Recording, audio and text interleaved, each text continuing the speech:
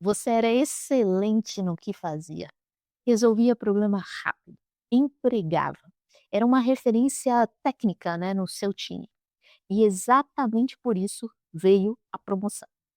Só que agora você abre o computador e sente, né, aquele aperto no peito. Tem mensagens acumuladas, reuniões que você não sabe exatamente como conduzir, cobranças, né, que você não sabe como responder. Nos seus projetos, né, você usa o Trello, ele virou, né, um cemitério de cards. Se usa o Excel, ele parece ter vida própria, né, um monstro que cresce sozinho. Você trabalha o dia inteiro e no fim sente que o projeto não saiu do lugar. E aí vem aquele pensamento silencioso, né? Talvez eu não esteja pronto para isso. Bom, respira. Você não está nesse mato sem cachorro, né? Porque é incapaz. Você está com essa sensação porque ninguém explicou qual é o seu trabalho agora. Nenhuma promoção, ela vem com o manual pronto. Quem dera viesse, né? Eu sou Luísa e eu já estive nesse lugar. Mesmo com meus 10 anos de experiência em gestão de projetos, eu também já senti, e às vezes até sinto, esse frio na barriga na primeira vez, né. Gerenciar não é um dom, é um sistema, é uma sistemática.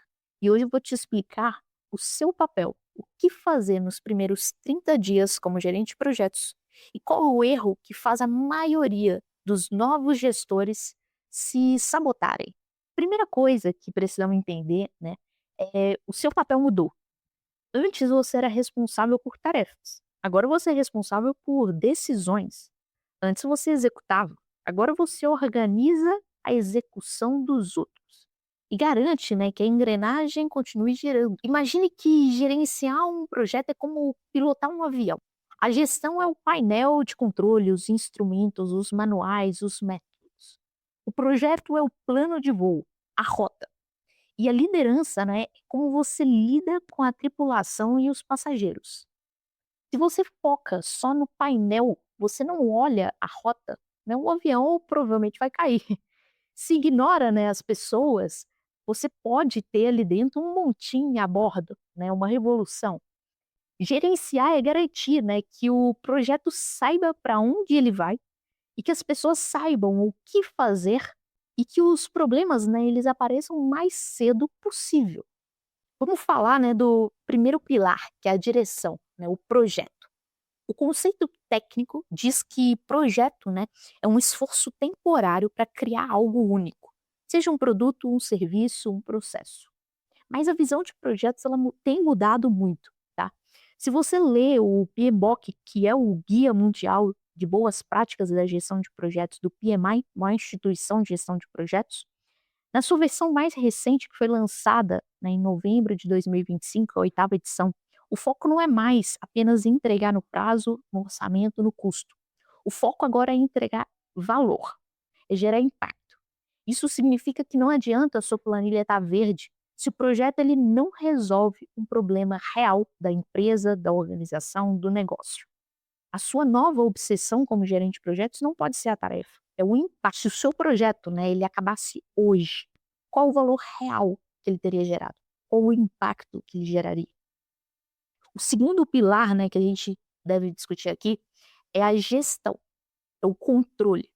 E aqui muita gente trava porque acha que precisa, né, de uma ferramenta mágica, de um super software, uma super metodologia. O segredo não é software, é uma coisa chamada tailoring. E tailoring vem lá da alfaiataria. É a arte de adaptar o método ao corpo da sua organização. Se sua empresa é uma startup enxuta, né, você não vai usar o mesmo rigor de uma multinacional de aviação, ou talvez, por exemplo, da NASA, para ficar bem claro. Você vai costurar o processo sob medida. Na minha trajetória, né, eu vi que quem tenta ser rígido demais, com métodos prontos ou fazer cópias, né, acaba criando burocracia e não resultado. Muitas vezes a gente vive uma situação numa empresa, num projeto, dá certo, tem sucesso e quer copiar para tudo. E gerenciar projeto não é fazer igual, né, não é fazer mais. É criar uma estrutura para que o time funcione sem depender de você. Isso depende da cultura da organização que você está, da cultura do time, do contexto em si. Por isso o tailoring é muito importante, né, essa capacidade de ler o ambiente, ler o contexto e conseguir adaptar, né, a ferramenta, a metodologia, a sua maneira de gerir. E aqui, né, eu não estou dizendo para vocês gerirem na raça, gerirem na força, né. Existem metodologias, existem frameworks, existem estruturas e existem ferramentas no mercado que já estão validadas. Porém, tudo isso tem que ser adaptado ao contexto, à cultura, da organização e do time. Bom, depois de falar de projetos e de gestão, o terceiro pilar, né, é a liderança, é mobilizar pessoas, né. Projetos eles são feitos por pessoas e para pessoas. E existem formas diferentes de liderar dependendo do ciclo de vida do seu projeto. Se o seu projeto é preditivo, onde o plano é fixo, os requisitos não mudam tanto, o risco é mais baixo e você sabe, né, o que vai entregar no fim, sua liderança deve focar, né, em cronograma, em controle. Se ele é ágil, onde tudo muda rápido, a sua liderança ela precisa ser mais facilitadora e adaptável, tá? Eu vou deixar aqui na descrição link para vídeos curtos, onde eu explico cada ciclo de vida e também os diferentes tipos de liderança, né? Vale a pena assistir para entender onde você deve encaixar, onde você se encaixa hoje, né? E como adaptar. Acho que o ponto mais importante de trazer da liderança é: existe a liderança formal e a liderança informal. Formal é do cargo, né? Se você tem um cargo de supervisão, coordenação, gerente, diretor.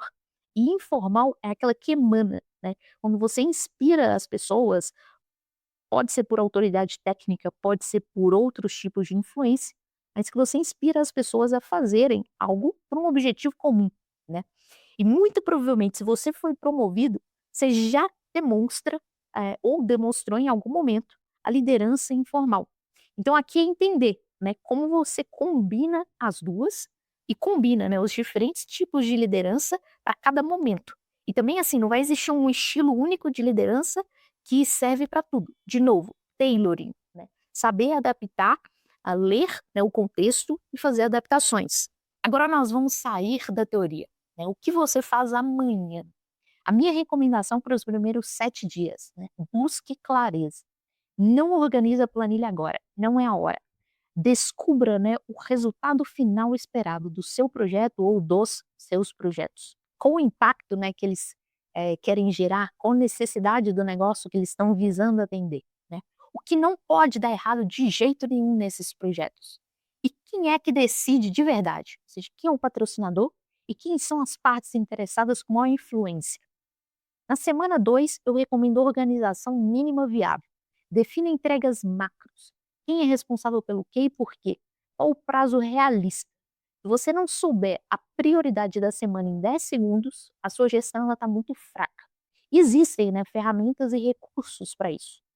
E a semana 3, eu sugiro alinhamento estratégico. Marque 2 conversas. Uma com quem te lidera, tá? E faça a seguinte pergunta: o que é sucesso para você nesse projeto?